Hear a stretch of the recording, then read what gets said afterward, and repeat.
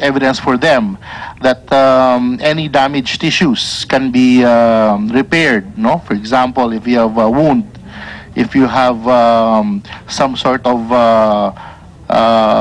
cancer, no, they believe that the characteristic of the animal can be transferred to the human. No? Pero ayon sa Department of Health o DOH, hanggang ngayon, walang scientific basis ang paniwalang nakakagamot ang tuko ng sakit tulad ng cancer at HIV/AIDS. The Department of Health does not recommend any use of gecko in any treatments. People should not have a false sense of hope for the use of geckos as a form of treatment for any ailments at this time. Ayon naman sa DENR, natuklasan nila sa tulong ng NBI na may malaking sindikato na nag-ooperate para makapanghikayat ng mga magsisilbing investor o middleman ng bentahan ng tuko sa pangakong mas malaking kita ang naghihintay sa kanila. Ang ilan pa nga, nagne-name drop pa raw ng mga kanilang politiko para makaiwas sa huli.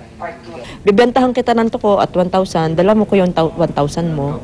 Pero yung tuko mo, nasasabihin nung kasama ko, na bibilihin, may bayar na mas malaki niyang bibilihin sa'yo, hindi siya makapakita. Kasi kasabwat ko siya. Porsigido naman ang Senado na tingnan mabuti ang sitwasyon. So it's not just the geckos, it's not just the turtles. It's that they are representative of the vast natural resources we have that are slowly, being lost unnoticed. Para sa unang balita, John Consulta reporting. Kaugnay po ng balita kaya makausap natin ang Officer in Charge ng Wildlife Resources Division ng TNR na si Josefina De Leon. Ma'am Josefina, good morning po. Good morning po, kuya. Opo, natukoy na ba kung sino ang sindikatong nasa likod ng bentahan po ng mga tuko sa bansa? Sa kasalukuyan po ay nag-i-investigate pa ang ating National Bureau of Investigation at wala sa aking posisyon ang i-declare kung sino ang mga nasa likod ng sindikato. Malamang ay NBI dapat ang magpahayag din tungkol sa bagay na yan. Pero may nahuli na ho ba? Marami na tayo nahuli at 4 na kaso na ay nakasampa natin sa iba't ibang korte sa Pilipinas. Oho. Okay, paano natin mapipigil to kung nakakakuha ho ng pera yung mga nagbebenta ng malaking halaga po? Totoo ho bang ganon? Wala kaming natukoy pa na malaki talaga yung bentahan ng tuko. At dahil yan ay talaga napatunayan naman ng NBI na scam, yung malalaking halaga. Ang mga nagkaroon kami ng mga buy-bust operation pero maliliit lang na halaga yung aming binabayad, 500 to 1,000 pesos. So hindi pa natin nakukuha kumbaga yung big fish sa likod ng bentahan ng tuko. So 500 to 1,000 lang ho yung inyong naispiya? Opo. Nako, saan lugar ho ba sa bansa kadalasan pong ika nga'y kumakalit itong balitang nakaagaling po ang tuko kaya nanguhuli sila? Nationwide nga ito, Kuya Arnold. At ito ay meron din sa Davao, Kamikin, mayroong balita tayo sa Samar, 2 confiscation na nangyari sa Samar. Opo. Meron tayo sa Zamboanga City, 2 rin. Sa Cagayan de Oro, meron ding 2. Dito sa Manila, meron tayong 3 confiscation na nangyari. Anong parusa sa nanguhuli ng tuko at nagbebenta?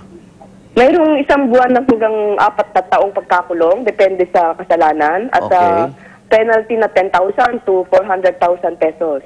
At hindi pa siya totoong naaagaling ng mga sakit, kaya ano bang epekto nito pag nabawasan po ang tuko sa ating biodiversity, Ma'am Josefina? Oo, itong tuko kasi ay kumakain ng mga insekto tulad ng mga ipis, lamok, mga grasshopper, locust na nagiging peste sa ating mga kapalayan at nakakapolisyon sa ating kalusugan. So kung mauubos itong ating mga tuko, siyempre magkakaroon tayo ng economic loss, magkakaroon tayo ng health risk sa ating mga kababayan. Opo.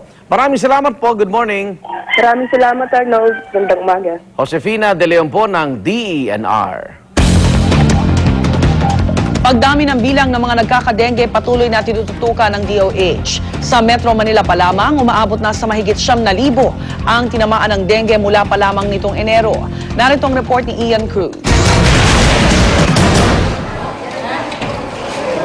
Sa dami, umapaw na hanggang pasilyo ang mga dengue patient ng pediatric ward ng Quirino Memorial Medical Center sa Quezon City. Sa huling bilang, umabot na sila sa 64, Ang ilan nga, naka-folding bed o kaya nakaupo na lang. Nakilala ko rito si Aling Corazon, ina ng kambal na si Raf at Rapi na sabay na confine dahil sa dengue. Siyempre, dalaw kabilaan. Yung asawa ko naman, naghanap ng paraan para magpanggastos dito. Ayun, abol. Yun lang. We have to accept them. Yun nga lang, bago namin sila i-admit, pinapakita namin yung situation. Kasi baka naman magalit sa amin kung bakit inadmit sila, wala naman pala kaming paglalagyan na bed. So, we try to tell them the present situation. Sa Quezon City General Hospital naman, 10 pasyente ng dengue ang naka-confine. Kaya naman naglagay na ng dengue fast lane sa emergency room. Yung availability ng NS1, mas kaya nating i-detect ng mas maaga yung dengue. Mas maaga siyang na-detect, mas maganda. Sa Quezon City, dineklara ng dengue hotspot ang mga barangay ng Fairview at Payatas. At sa buong Metro Manila, nasa mahigit 9,000 ng kaso ng dengue mula Enero hanggang Hulyo. Sa Ilocos Sur naman, nagdeklara na ng state of calamity. Umabot na sa mahigit 1,300 ang kaso ng dengue mula Enero hanggang nitong Biyernes. Ang bilang ng nasawi, umakyat na sa 9. Sa Pangasinan naman, umakyat na sa mahigit 1,000 ang dengue case. 10 naman ang binawian ng buhay. 4 naman ang kumpirmadong nasawi sa Lucena City sa Quezon, kung saan mahigit 300 na ang naitalang kaso ng dengue. Para sa unang balita, Ian Cruz reporting. Wala nang bibilhing mga segunda manong gamit. Yan po ang pangakong binitawan ni Pangulong Noynoy Aquino sa harap ng daan-daang pulis kahapon. Kasabay ito ang hamon ng Pangulo sa PNP na maging tapat sa tungkulin nang maibalik sa kanila ang tiwala ng publiko. Narito ang report. Modernisasyon sa pulisya ang ipinagmalaki mismo ni Pangulong Noynoy Aquino sa 110 anibersaryo ng Philippine National Police. Lilinawin ko lang po, kapag sinabi natin bibili tayo ng bago, hindi ito pinagsawaan na ng kung sino mang Herodes. May ilan tuloy na hindi na iwasang isipin kung pasaring ba ito kay dating First Gentleman Mike Arroyo na itinuturo sa isang Senate hearing na siyang may-ari raw ng 2 segunda manong helicopter na ibinenta raw sa presyong brand new. Itinanggi na ito ni Atty. Arroyo. Ang serbisyo at benepisyo para sa pulis ay dapat na magamit at makamit at makuha ng mga pulis at hindi ng kung sinong pamilyang naghahari-harian at nag-uutak wang-wang sa kanilang katungkulan. Bukod sa mga bagong gamit, puspusan din daw ang pagsasanay sa mga pulis para mas mapalakas ang kanilang kakayanan. Pero may hamon din ang Pangulo sa PNP. Kung ikaw ay pulis at hindi para sa pangangalaga ng interes ng taong bayan ang inyong mga hakbang, mas mabuti pang ilapag mo na lang ang tsapa mo. Sa tuwid na daan, ibinabalik na natin ang paggalang at pagtingala ng taong bayan sa inyong hanay. Para sa unang balita, Trisha Zafra reporting. Lalaki binarilang nakaaritang gwardiya sa Ortigas, Pasig. Pinatayang 50 pamilya apektado ng sunog sa Parañaque. Pagpauli, tutok lang sa unang balita.